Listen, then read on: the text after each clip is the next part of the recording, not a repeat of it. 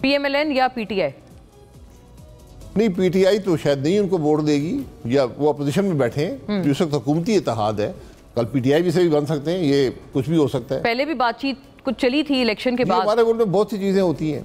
आपको 94 में याद होगा कि जरदारी साहब को जेल से बुलाकर हलफ दिया गया था, ये बात सही है। 93 में, और उसी शख्स ने दिया था जिसने को जेल में डालना था।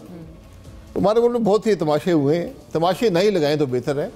आज इस मतलब आप PTI वाला वोट भी आप उसको रूल आउट नहीं कर रहे, ये हो सकता है?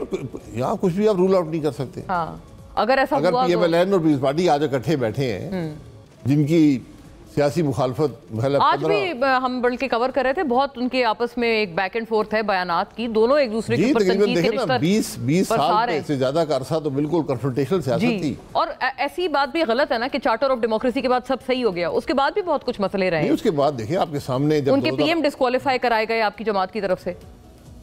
जी, उससे पहले उन्होंने पंजाब गवर्नमेंट तोड़ दी थी। पहले कोलिशन गवर्नमेंट बनी 2008 में, वो टूट गई 6 हफ्ते में। जी, ऐसे उसके बाद उन्होंने गवर्नर राज लगा दिया पंजाब पे, हुकूमत तोड़ दी। उसके बाद जब PMLN को मौका मिला उन्होंने डिस्क्वालीफाई करा दिया, बदला जो भी समझे। तो एक कन्फ्रंटेशनल सियासत तो 20-25 साल रही है ना। अगर आज वो इकट्ठे बैठे हैं तो मेरा नहीं ख्याल कि जरदारी वो कहते ये हैं कि हम बैठे हैं चार्टर ऑफ डेमोक्रेसी के तहत, उसके बाद हम बिल्कुल राह रास्त पर आ गए, हमने सारे वो एक गलत पॉलिटिक्स एक दूसरे के खिलाफ करना बंद कर दिया, उसके बाद हम ठीक हो गए। सब बातें उसके बाद की बयान कर रहा हूं। जी, ये बात सही है।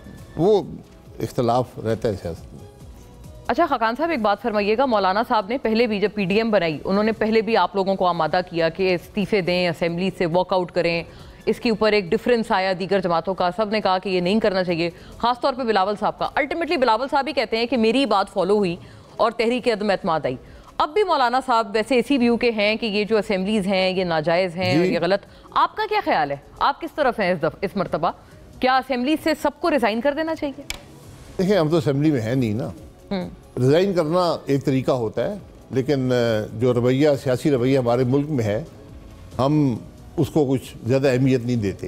जो लोग इक़्तिदार में होते हैं वो कहते ठीक है रिज़ाइन करके सीटें खाली रहने दो। सीटें खाली पड़ी रही है ना, जैसे पंजाब और KP भी पार्टी भी रिज़ाइन करके गई थी, PTI भी, फिर वापस आके फिर ज्वाइन कर लिया। बिल्कुल ऐसे ही है। तो वो हम ये वो जमहूरी या वो पार्लिमानी रवायात हमारी नहीं है कि हम इन बातों को अहमियत दें। हम कहते ठीक है, नहीं है तो घर बैठे रहे। तो ये उनकी सोच है, वो देना चाहें तो कोई इसमें हर्ज नहीं है। आपका ख्याल है कि ठीक स्ट्रेटजी नहीं है क्योंकि इसको अहमियत नहीं मिलती? और दूसरी बात यह है कि हमारे मुल्क में इलेक्शंस भी मुतनाज़ा हो जाते हैं, तो इलेक्शंस भी हल नहीं रहे, नए इलेक्शंस भी हल नहीं है। आज मुल्क की जो सारी मसाइल हैं उसकी बुनियाद ही 2 चोरीशुदा इलेक्शन है, 18 वाला और 24 वाला। अगला इलेक्शन क्या कैसे फेयर होगा इसका कोई गारंटी नहीं है, तो वो भी हल नहीं है। इसलिए आज आपको इसी निज़ाम के अंदर कोई हल निकालना पड़ेगा। ये बात सही है। तो फिर क्या आप समझते हैं इसमें हल है? क्योंकि इसी निज़ाम से मुराद तो फिर ये भी है ना, जो मुज़ाकरात हुए वो भी बेनतीजा ख़त्म हो गए। मुज़ाकरात नहीं होते, दोनों बैठे थे साथ। मुज़ाकरात किस बात पे कर रहे थे? इमरान खान साहब को जेल से निकाल दें।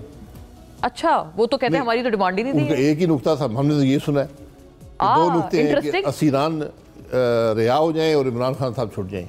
नहीं, उन्होंने कहा हाँ नहीं, उन्होंने तो कहा, हमने कहा खान साहब को तो हमने बात ही नहीं की, हमने कहा हमारे दीगर पॉलिटिकल प्रिजनर्स को छोड़ दें और 2 जुडिशल कमीशन 2 वाकयात पे बना दें, 9 मई और 26 नवंबर अक्टूबर।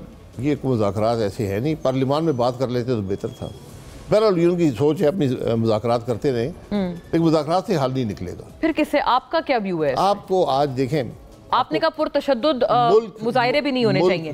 देखिए, पुरतशद्दुद ज़रूर हो, आप इस तरह नहीं कर सकते जो यहाँ पे हुआ है कि एक सूबाई हुकूमत हमलावर हो रही है दारुल हुकूमत पे, आगे अल्हम्दुलिल्लाह हुकूमत भी वैसी है, वो पूरा पाकिस्तान बंद कर देती है, स्कूल बंद, सड़कें बंद, एयरपोर्ट बंद, इंटरनेट बंद। इससे कई ज्यादा ओवर एंड अबव PTI ये कहते हैं कि 26 नवंबर को गोली चली, मतलब गोली चली है उस दिन, जो भी 2, 4, 6, 10, 12, 20 जो भी तादाद का भी नहीं पता, और ये भी बदनसीबी है कि तादाद का भी नहीं पता कितने लोग उस दिन मारे गए। फिर आप जमाबंदी, पीका अमेंडमेंट आ गई, हर किस्म की जमाबंदी भी यहाँ पर है, तो फिर कैसे मुल्क चलेगा?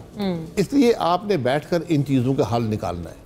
ये इन चीज़ों के साथ मुल्क नहीं चलता। इट्स वेरी एविडेंट कि अगर आप इस पूरे अलायंस में की पोजीशन पर हैं और जाहिर है आप हैं, वो आपकी बातों की काफ़ी वहाँ वेटेज है, तो आप किसी तरह का ये 26 वाला मुजाहरा या उस तर्ज का प्रोटेस्ट नहीं करने देंगे पीटीआई को। नहीं, मैं रोक नहीं सकता, वो करना चाहे, उनकी अपनी सियासत है, लेकिन मैं उसके हक में नहीं हूँ। मुझे को कन्विंस कर ले कि नहीं ये बड़ा ज़रूरी है, तो मैं अगर ग्रैंड ऑपोजिशन अलायंस कहते हैं कि नहीं, आपको कन्विंस करने की कोशिश करते हैं, it will be a flat know from you. वो तो बाद की बात है ना, क्या वो बात करते हैं, क्यों जरूरत है? अगर हुकूमत जलसा नहीं करने देती, इजाजत तो उस वक्त भी नहीं थी डी चौक पे आने की। आपको जबानबंदी करती है, आपके जमहूरी हक, आईनी हक आपको नहीं देती, फिर आप कर सकते हैं, लेकिन वो भी पुरतशद्दुद नहीं होना चाहिए।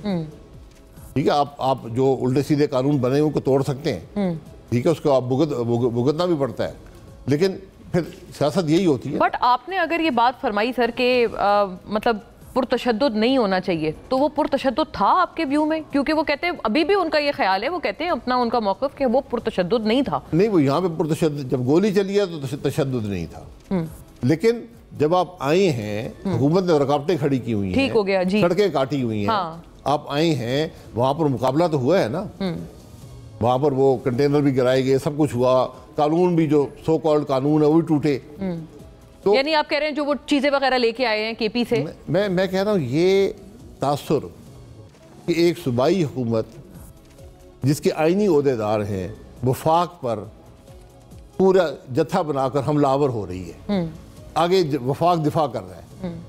ये कोई 11वीं 12वीं सदी नहीं है कि एक मोर्चे पे बैठा हुआ है और आप वहाँ से फौज लेकर आ रहे हैं, हमलावर हो रहे हैं, वो आप पे तेल फेंक रहा है, आग लगा रहा है, तीर मार रहा है। ये कौन सी दुनिया में आप रह रहे हैं? तो ना बात इधर ठीक है ना बात उधर ठीक है। आपने बड़ी आपको मुल्क की बात करनी है, हकीकत पसंदी, ये मुल्क के मसाइल पर हकीकत पसंदी नहीं, आप मुल्क को सामने रखें, आपको हल नजर आ जाएगा। आज भी ये सारे लोग जो हैं इस मुल्क में, जो पॉलिटिकल लीडरशिप है, मिलिट्री लीडरशिप है, जुडिशियल लीडरशिप है, इस तरह एक कदम पीछे लें और मुल्क को देखें कि मुल्क के मफाद में क्या बात है, उनको हल मिलेगा। अपने ओहदों से, अपनी कुर्सियों से थोड़ा पीछे हटें। अच्छा, मुल्क को देखें। बट